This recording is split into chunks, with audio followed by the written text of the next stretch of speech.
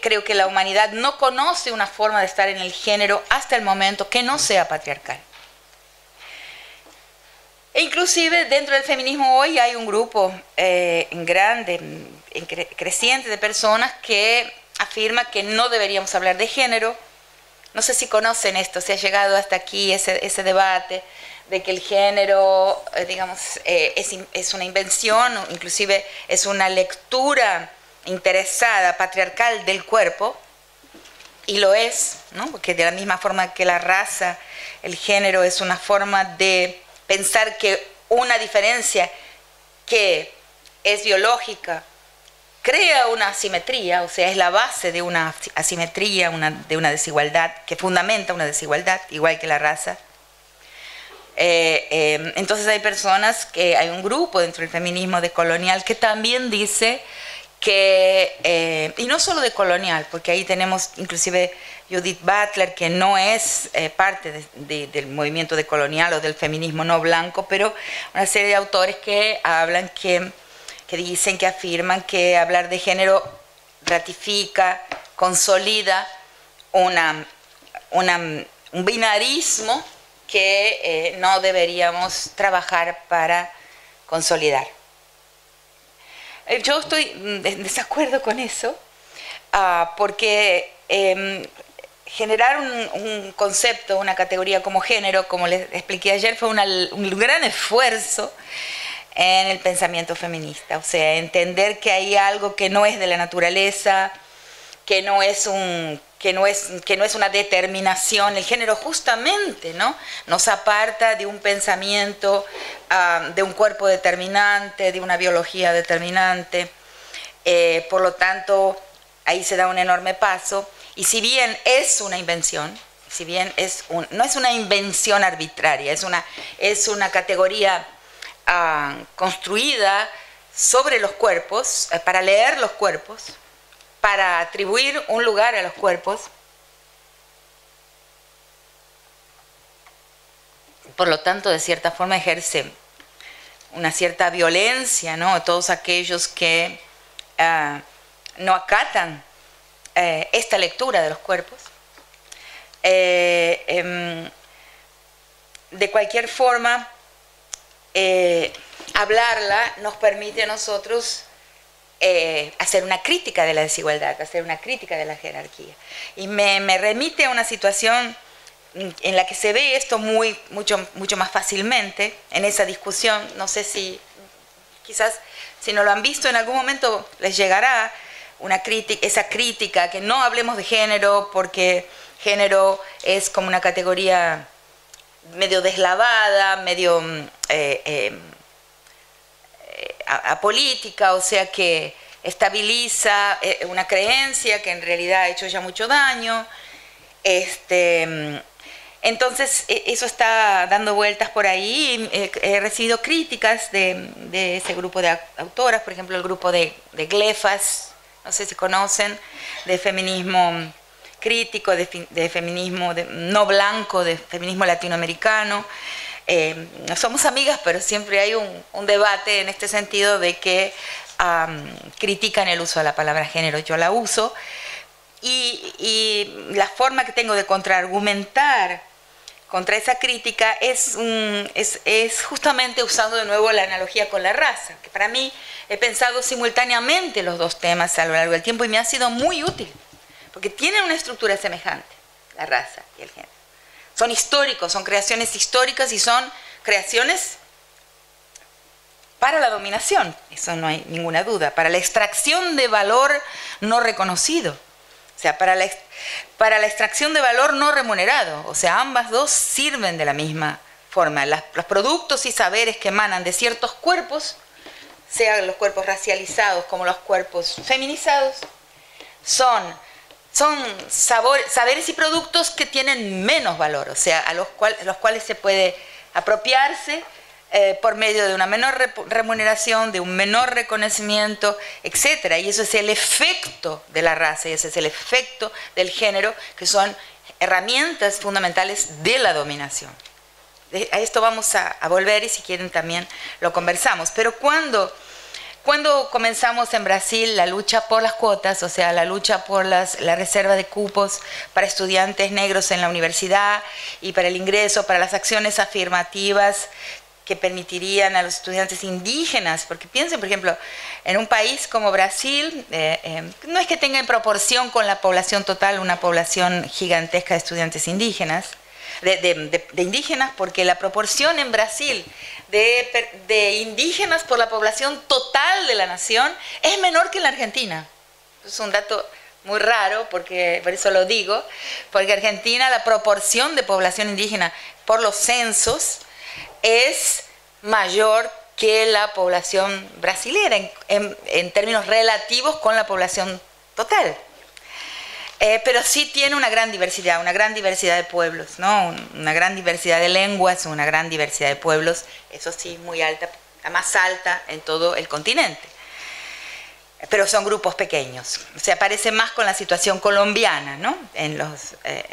Pero Brasil tiene la máxima diversidad de pueblos. Y en números absolutos, naturalmente, por el número de la población, son muchos, son un poco menos de 1 millón de indígenas.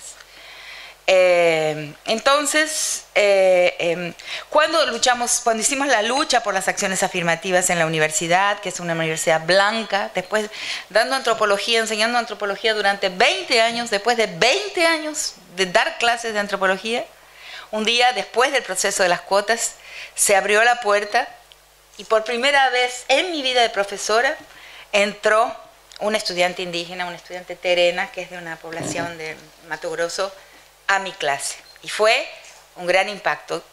Mientras tanto, en México, naturalmente en Bolivia, en Guatemala, en los otros países, es usual un indígenas como indígenas, ¿no?, sentarse en las clases de la universidad. Y en Brasil, no. Brasil es una universidad muy blanca, muy segregada, muy racista.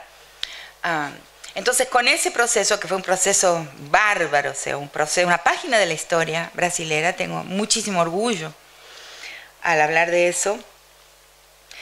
Uno de los argumentos que antagonizaron la propuesta, y fueron muchos, porque tocar la universidad, o sea, tocar el corredor que es la universidad y que es el corredor por el que hay que transitar para llegar a las oficinas donde se decide el destino de los recursos de la nación.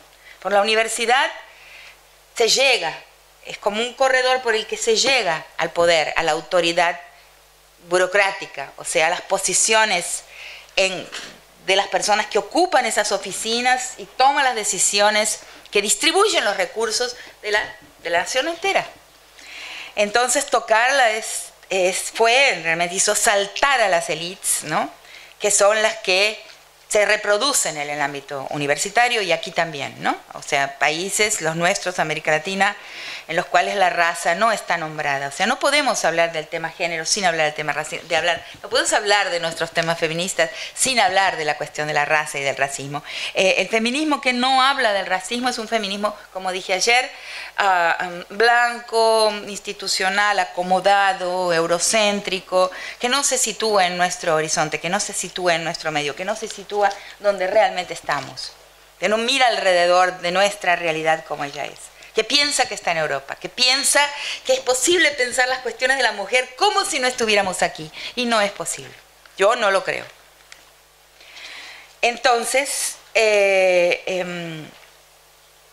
cuando empezamos con esa lucha, el principal argumento, hasta el último momento, hasta que se gana en la Corte Suprema la constitucionalidad de la medida de cuotas, porque fue un largo proceso de varios años, hasta que llega a la Corte Suprema un proceso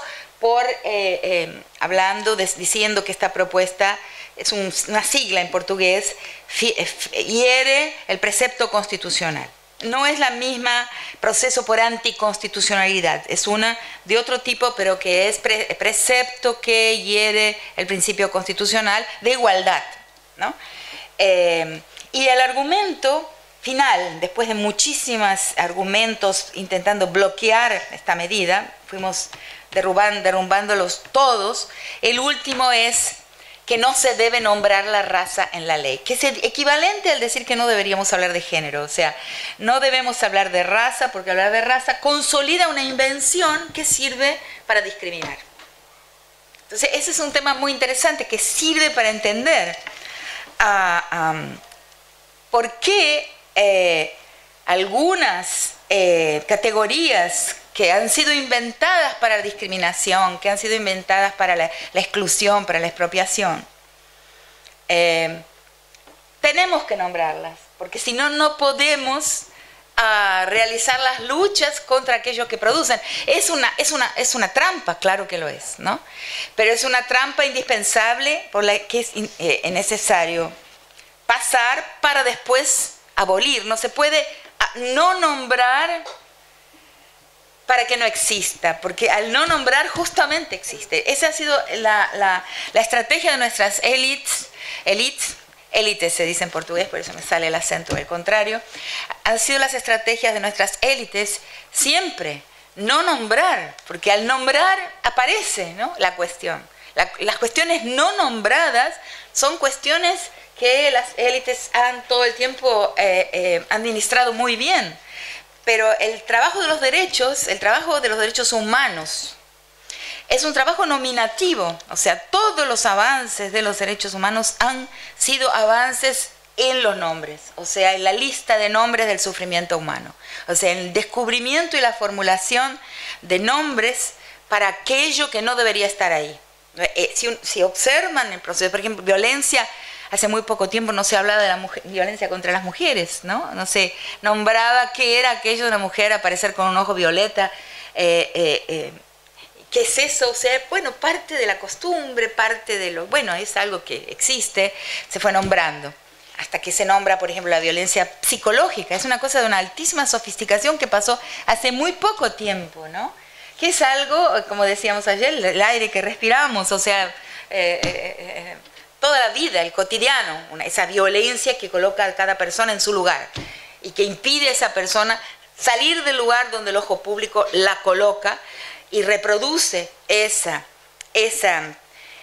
atribución de lugares y de posiciones a las personas a través de un imaginario no nombrado, que es el aire que respiramos, que es como el aire que respiramos. Dicen, el pescado no ve el agua, ¿no? Nosotros no vemos la violencia psicológica hasta que comenzamos a nombrar sus partecitas, cada aspecto de la misma, la violencia moral, varios tipos de violencias, otras que no están nombradas siquiera en las leyes, ¿no?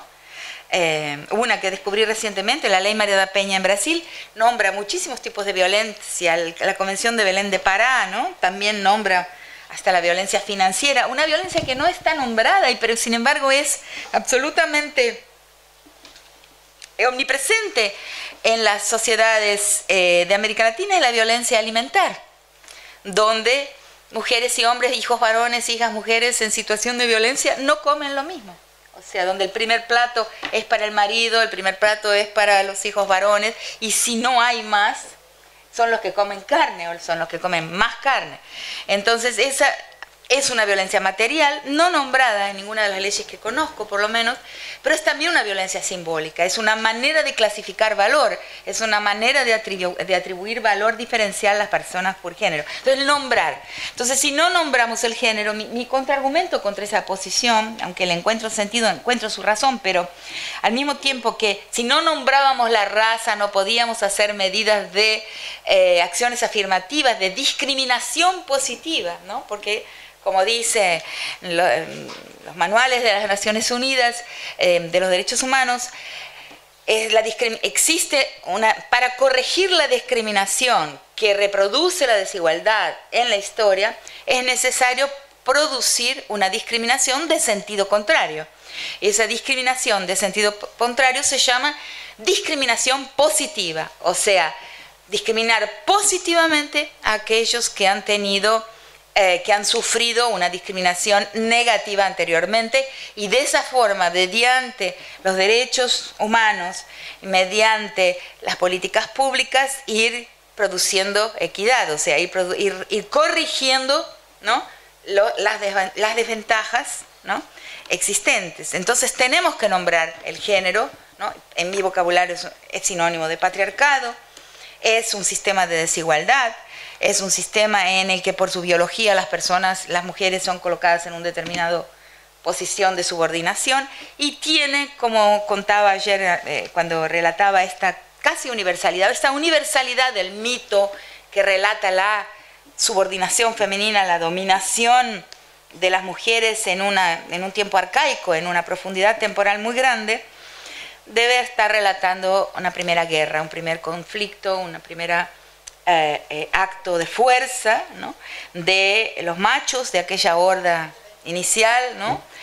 Cuando entramos en la fase humana, cuando los primates se transforman en humanos, y coincide muy posiblemente con el momento en que las mujeres son